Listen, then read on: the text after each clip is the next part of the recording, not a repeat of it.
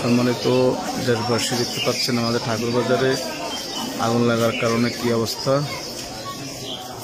এই যে দেখতে পাচ্ছেন মানুষের অবস্থা, একেবারে প্রায় অর্ধেক এলাকা জুড়ে আগুনে হানা দিয়েছে।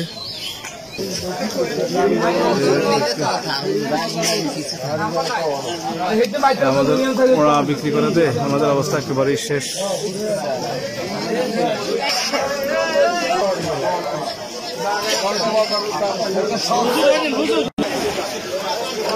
পাচ্ছেন একেবারে আলোগুলো পুরো অবস্থা একবার নিঃস্ব।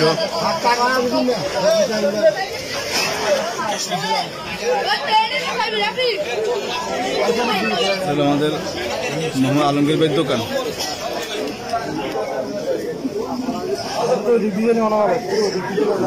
লাগবে না, দুধ যথেষ্ট।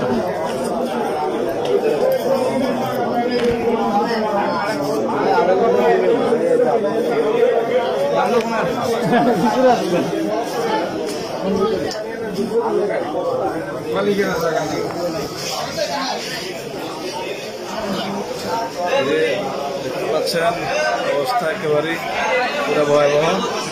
ঠাকুরবাজার সার আছে, ঠাকুরবাজার গরুবাজারের সাথেই আমাদের কমিশনার সাহেবের বাড়ির সাথে একেবারে অনেকগুলো দোকান পুরো একেবারে ছাই, একেবারে ছাই। দেখতে পাচ্ছেন মানুষের আনাগোনা একেবারে।